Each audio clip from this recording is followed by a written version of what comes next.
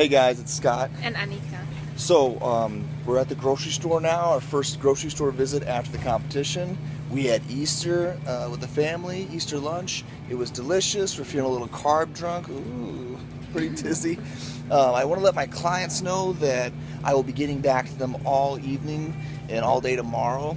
And I greatly appreciate your patience. The competition was rough on us with the scheduling and stuff, but I've been trying to get back with you guys a little at a time, so stay on board. If I haven't got back to you yet, I will be here very shortly, okay? I might be staying up late tonight to help you out, but that's what I do, and I love to do it, okay?